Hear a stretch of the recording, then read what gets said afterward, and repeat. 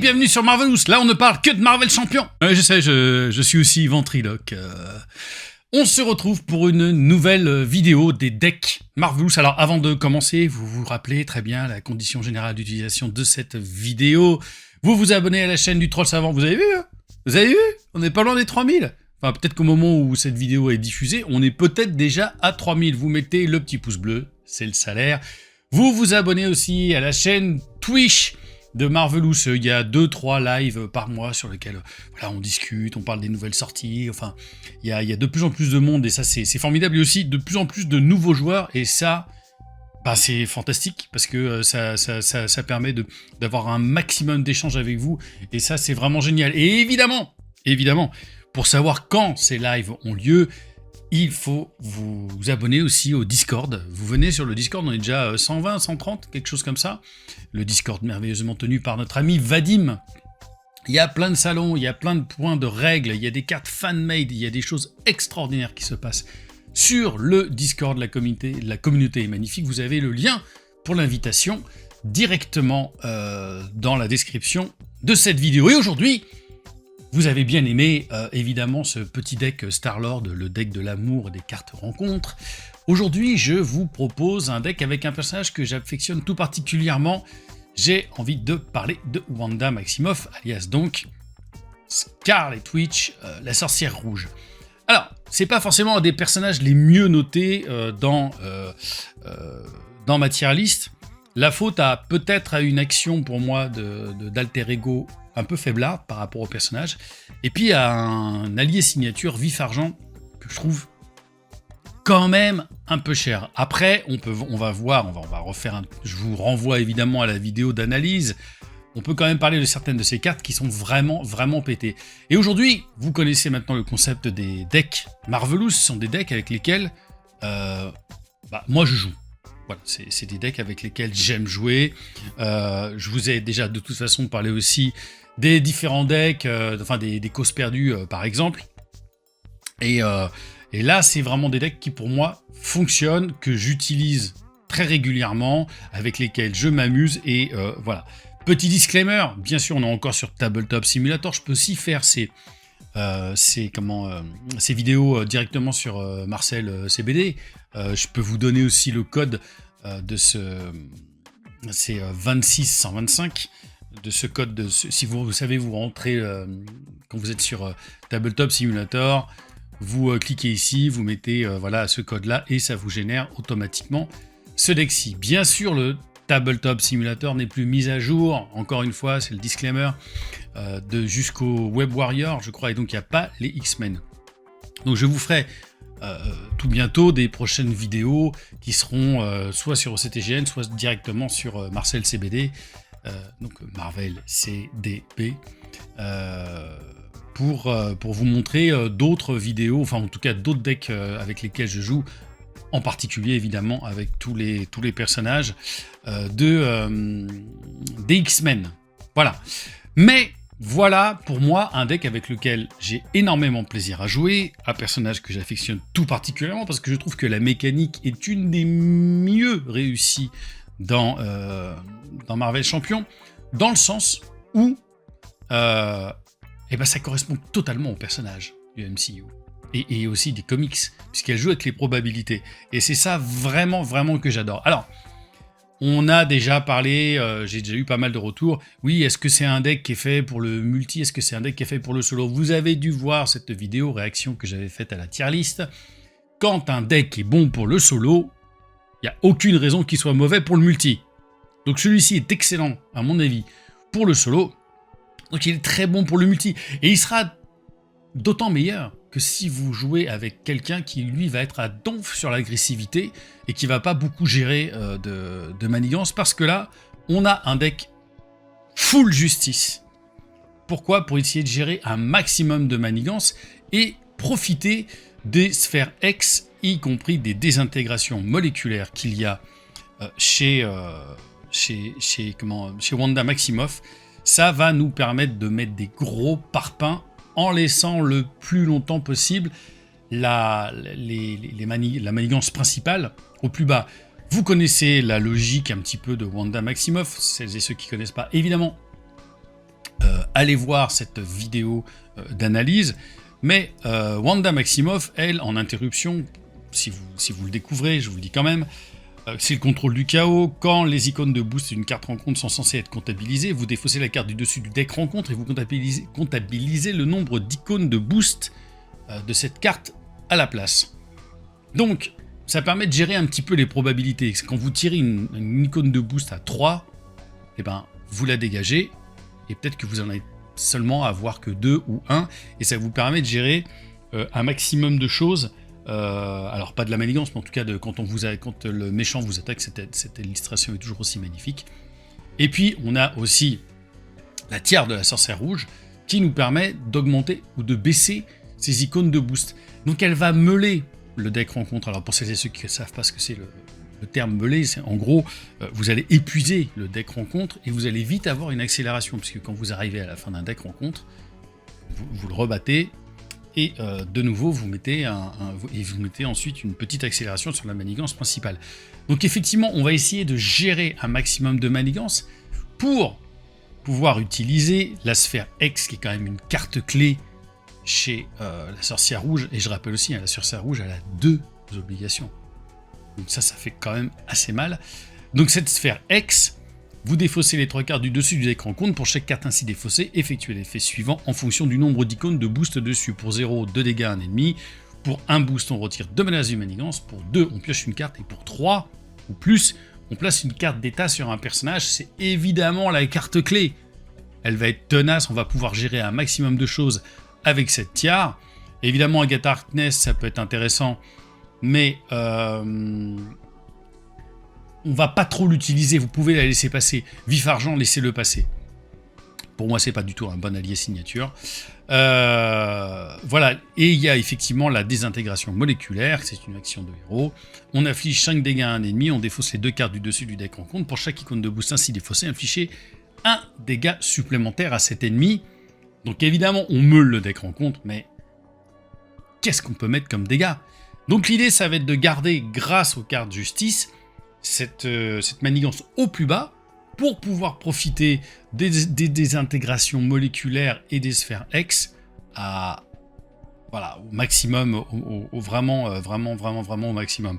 Il y a celle-ci aussi qui est vachement intéressante, il n'y en a qu'un seul exemplaire dans la magie du chaos.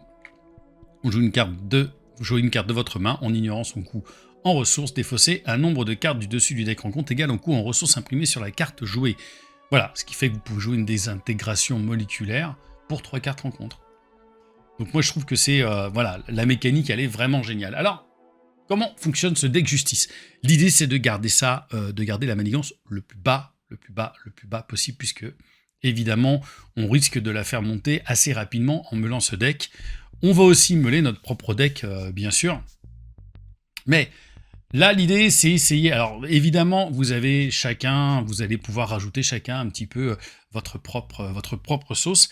Moi, je vous propose une mécanique. Elle vous plaît pas. Vous pouvez aussi apporter plein de choses. Mettez-moi ça en commentaire. Qu'est-ce que vous allez pouvoir rajouter comme personnage, etc. Alors, moi, je suis parti sur 3 alliés. Wiccan, le premier. Pour 2...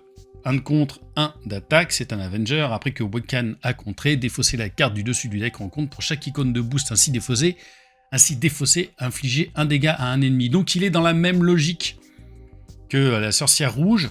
Pour 2, il peut à la fois faire 3 de contre, donc c'est quand même pas négligeable.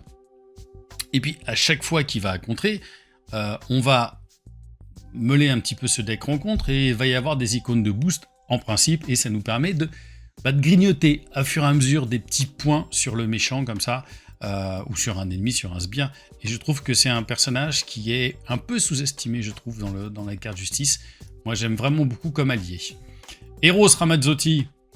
J'appelle Eros Ramazzotti. Alors lui, c'est évidemment un gardien. Pareil, il coûte 2, il a 2 de points de vie. Il a 2 de contre, 1 d'attaque. Pareil, je vais l'utiliser aussi beaucoup pour les contres. Donc c'est pour 2, on peut faire 4 de contre. Et après avoir joué Héros de votre main, désorienter un sbire pour chaque ressource mentale que vous avez utilisée pour le payer. Donc on a quand même quelques ressources mentales, vous avez vu là dans le deck, qui nous permettent de désorienter un sbire.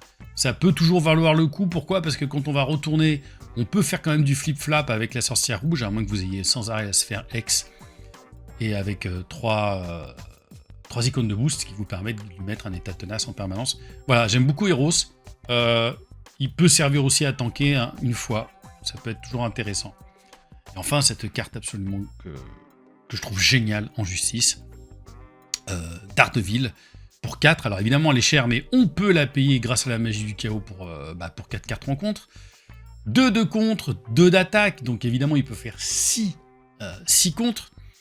Donc après que Daredevil a contré, vous infligez un dégât à un ennemi. J'adore ça. Donc lui, il va continuer aussi de grappiller. Donc vous allez pouvoir vous faire vos 6 contre et pouvoir mettre 3 dégâts à un ennemi. Alors ça a l'air de rien, mais on va grappiller ces tout petits points dont on a besoin. Parfois ça permet de pinguer un état tenace chez le méchant. Et moi je trouve que voilà, c'est hyper intéressant. Voilà, j'aime beaucoup ces 3 alliés-là en termes de... Alors il y a évidemment Daredevil qui coûte le plus cher. En carte, alors on a les 3 ressources, énergie, force et génie, que je mets ici, et j'ai pris ces 4 cartes basiques.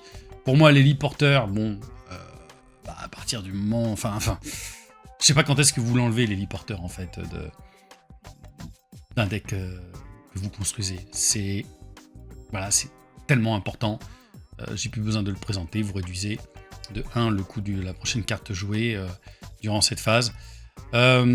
Ces 3, ça peut très bien aussi coûter 0 grâce à la magie du chaos. Ça va être extrêmement important d'avoir ça. Le manoir des Avengers, et effectivement, si vous pouvez vous le poser le plus rapidement possible, ça vaut vraiment le coup.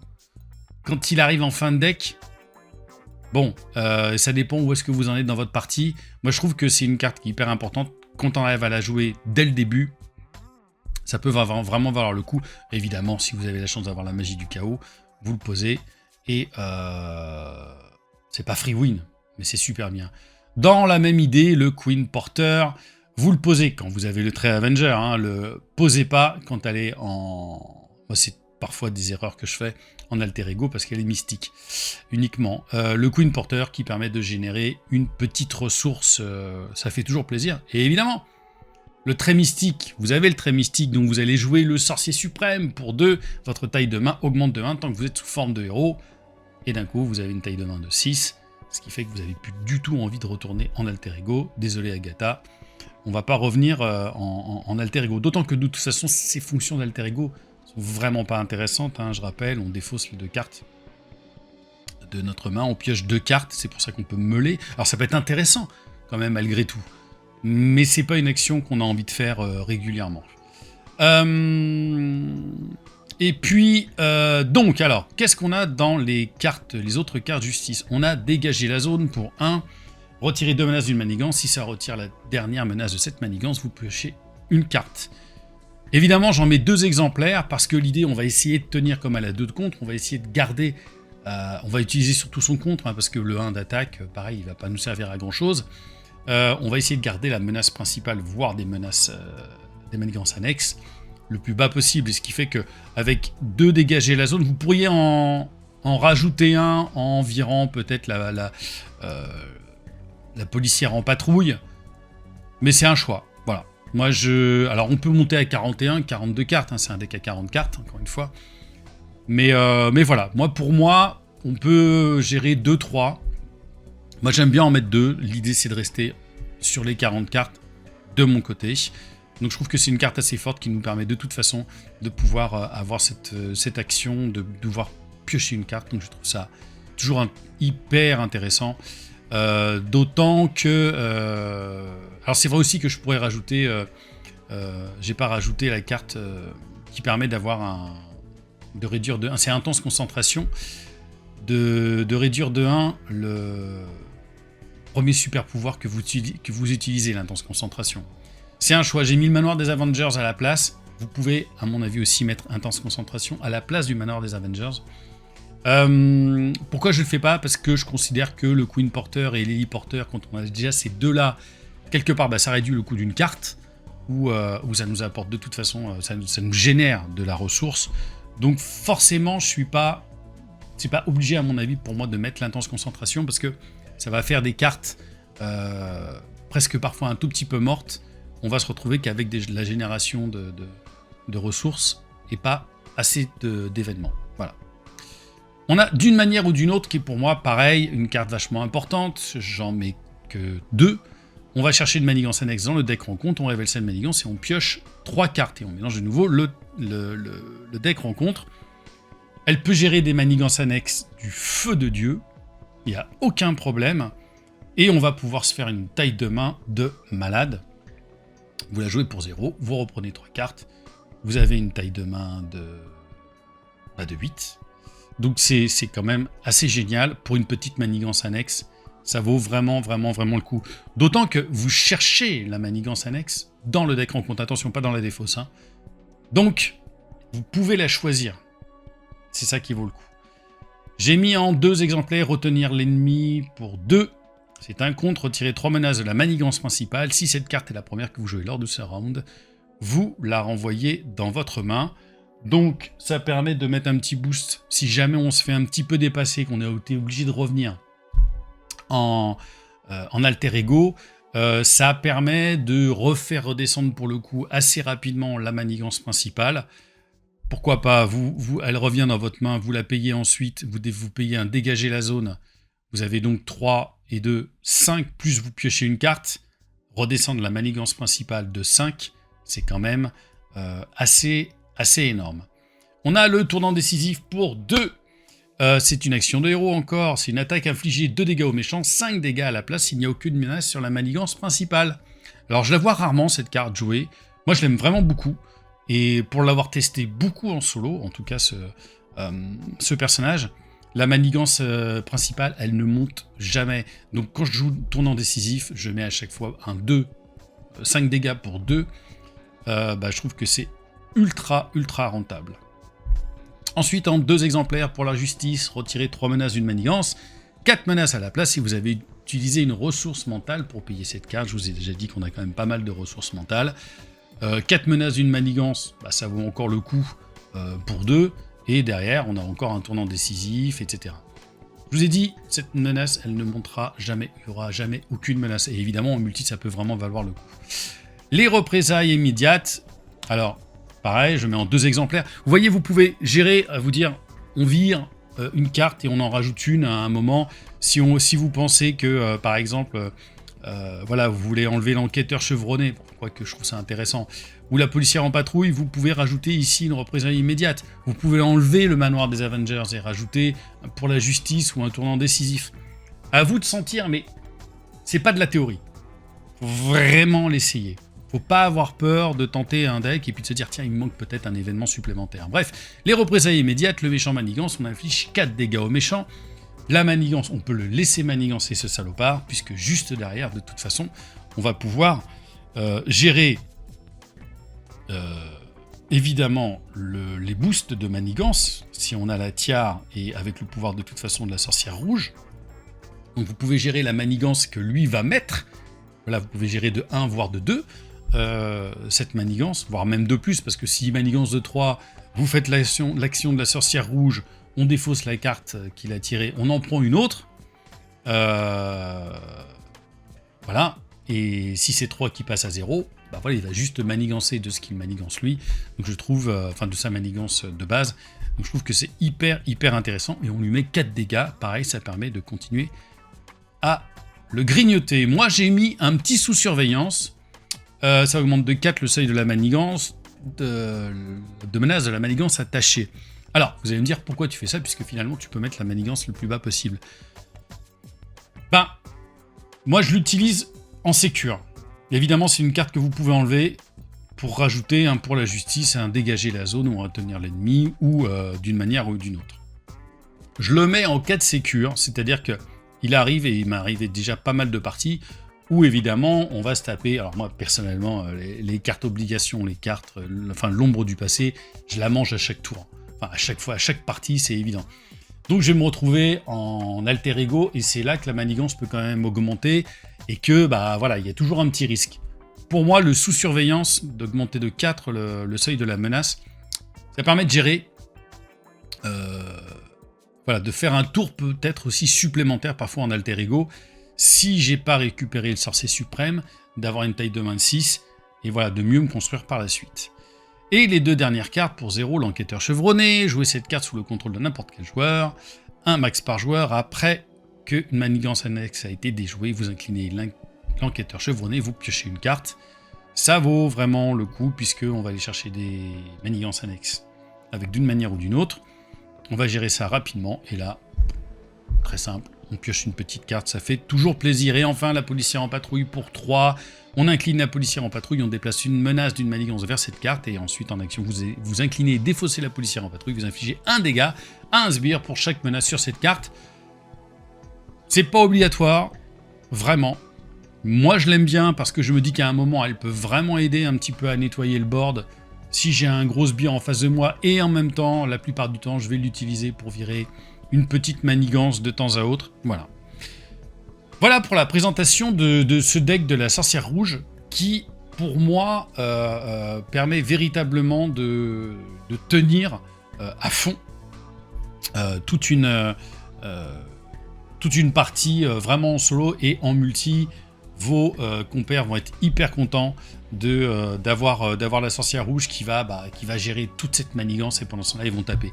Sans compter qu'évidemment, elle, quand vous tombez sur la désintégration moléculaire, et ben vous envoyez des stacks à 5, et donc si vous tirez 2 cartes à 3 derrière, 2 boosts à 3, pour 3, elle va mettre jusqu'à 11 points de dégâts avec la tiare, qu'on peut même augmenter, voilà. Donc c'est voire 12. Donc c'est vraiment génial de jouer un deck comme celui-ci. Moi, je m'amuse comme un fou. C'est un de mes decks préférés en ce moment. Voilà. C'est juste pour moi, c'est un de mes decks préférés. Comme je dis souvent, c'est al dente. Enfin voilà, il croque sous la dent juste ce qu'il faut, et en même temps, il passe très bien.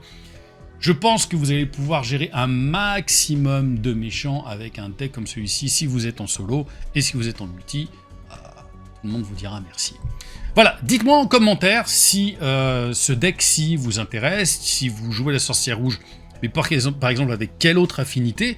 Je pense qu'elle fonctionne bien avec un maximum d'affinités, mais je trouve qu'en justice, voilà, moi je l'adore. Je l'adore vraiment, cette sorcière rouge. J'adore la jouer, même si je trouve qu'il y a des défauts dans ce personnage, mais la mécanique ressemble tellement à ce qu'elle est, et elle est dangereuse. Enfin voilà, moi je prends un vrai plaisir à jouer en tout cas ce deck. Dites-moi en commentaire s'il y a des changements que vous feriez, si vous testez ce deck, si vous avez testé ce deck et que vous voulez m'en faire un retour, mettez-moi en commentaire. Je me suis fait plier, ton deck c'est de la... On n'a pas le droit de dire de gros mots sur YouTube, vous savez bien. Donc voilà, dites-moi ça, tout ça en commentaire. On se retrouve très bientôt pour une nouvelle vidéo. D'ici là, ciao, Marvelous.